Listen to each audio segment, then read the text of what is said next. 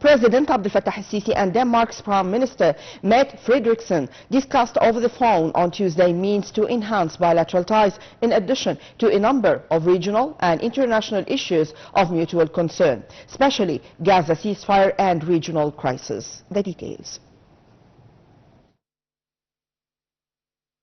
President Abdel Fattah el-Sisi stressed on Tuesday that a ceasefire deal on Gaza must be fully implemented with its three phases: the hostages exchange and the entry of humanitarian aid into the besieged strip in order to end the catastrophic situation in the enclave. Speaking during a phone call with Denmark Prime Minister Mette Frederiksen, President el-Sisi said Gaza reconstruction must begin immediately to make habitable and without the relocation of its inhabitants, and in a way that guarantees preserving rights of Gazans. President el-Sisi and Frederiksen also confirmed on the importance of preserving the Palestinians' rights to live on their land and not forcibly be displaced. They further stressed the significance of holding a Palestinian state with East Jerusalem as its capital, according to the 4th of June 1967 borders being the only guarantee to achieve a just, comprehensive and permanent peace, as well as realizing the targeted stability and economic prosperity. Presidential spokesman Ambassador Mohammed Shinawi said that the two sides reviewed a number of regional issues of mutual interest, especially with Denmark starting its non-permanent membership in the United Nations Security Council.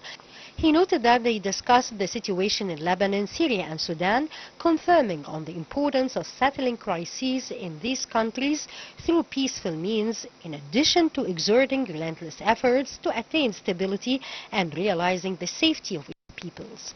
As for the situation in Bab el-Mandab Strait, they stressed the significance of continuing efforts aimed at ending threats and attacks that are targeting commercial ships and the consequences on this on the international trade movement in the Red Sea, as well as the incomes of the Suez Canal, in addition to its impact on giant navigation companies.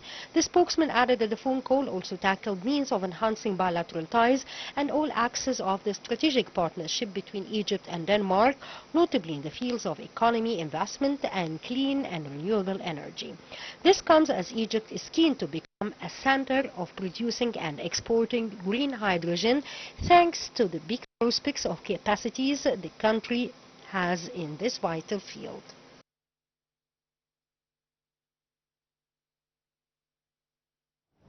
Foreign Minister Badr Abdelati held talks with U.S. National Security Advisor Mike Waltz in Washington on Tuesday, during which they discussed strategic ties binding Egypt and the United States and means of boosting cooperation in various fields. The meeting also touched on the situation in Gaza, the implementation of the Gaza ceasefire, and efforts to ease the entry of humanitarian aid into the Strip.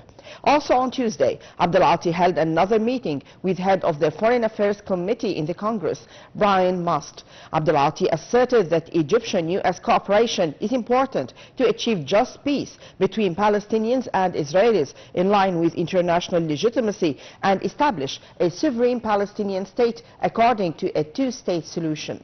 The meeting tackled the latest developments in the Middle East, especially the Gaza ceasefire and the situation in Sudan, Syria, Lebanon and Libya.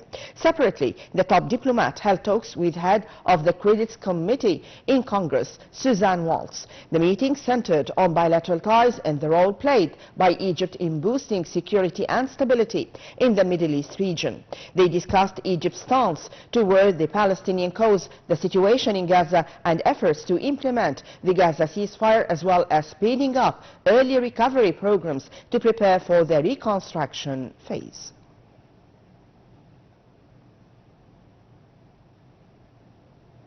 Egypt said on Tuesday it plans to offer a comprehensive proposal to rebuild Gaza while ensuring Palestinians remain on the land, according to a foreign ministry statement. It said it is looking forward to cooperating with U.S. President Donald Trump to reach comprehensive and just peace in the region. The statement comes as Trump continues to press for his plan to take over the Gaza Strip and resettle its population to neighboring Egypt and Jordan, despite rejection from Arab states.